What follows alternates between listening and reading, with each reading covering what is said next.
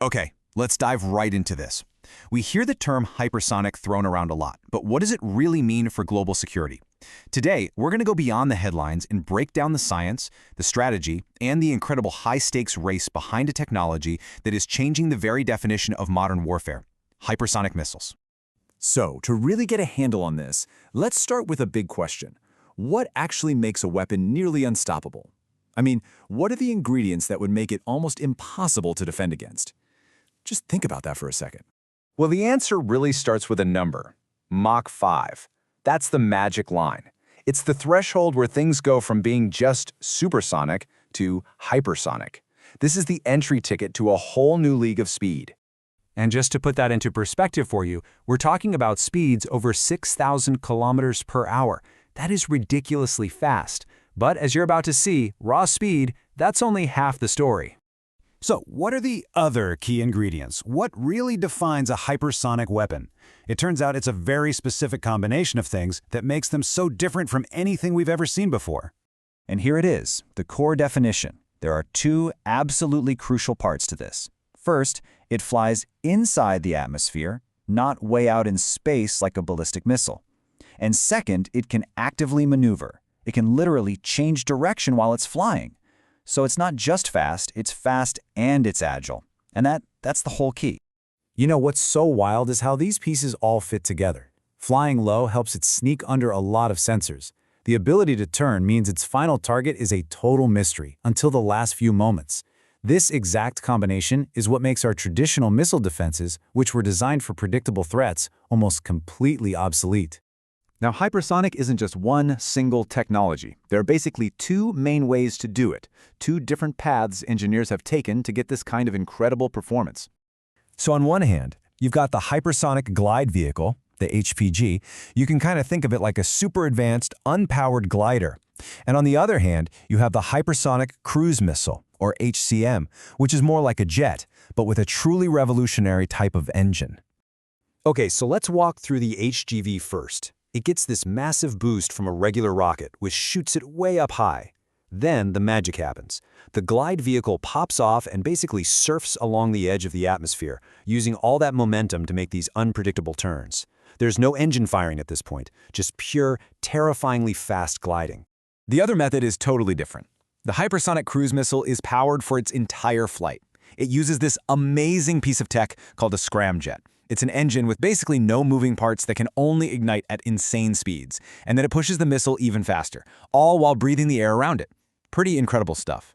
So, with a technology this powerful, you can probably guess what happened next, right?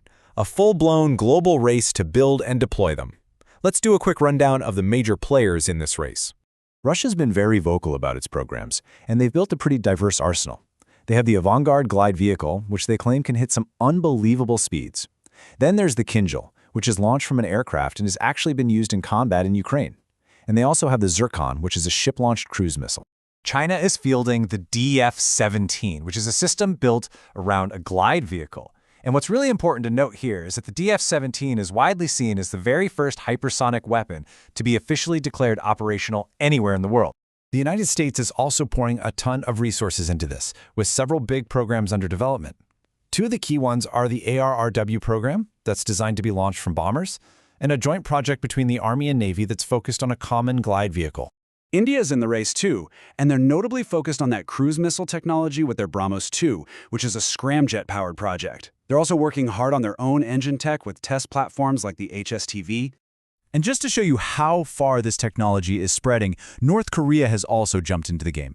They've been testing their own glide vehicle, the Hwasong-11, in just the last couple of years. So we've got all these countries racing to build these things, but why? Why do they change the strategic math so much? This is the real aha moment. This is the part that explains why everyone is in such a hurry. Just look at this comparison. A regular cruise missile, it's pretty slow and flies in a predictable line. A ballistic missile is crazy fast, yeah, but it flies in a high predictable arc. You can calculate it. But the hypersonic missile?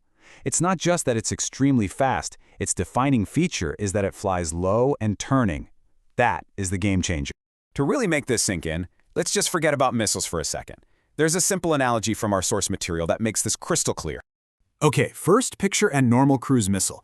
It's like a fast car on a straight highway. You know where the road goes. So even if it's moving quickly, you can predict its path and get ahead of it.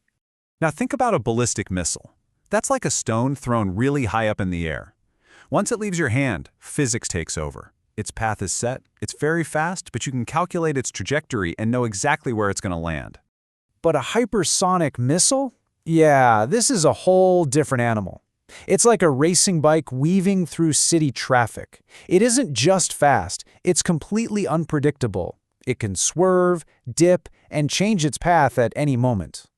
And that brings us to the punchline. The bike is the hardest to catch. That's the entire problem in a nutshell. You just don't know where it's going until it's practically on top of you. And that tiny window for making a decision, well, it changes everything. And all of this leaves us with a really critical question. As this technology keeps spreading and the time we have to react shrinks from minutes down to mere seconds, how can our defenses possibly keep up? That's the question that's going to define the future of global security.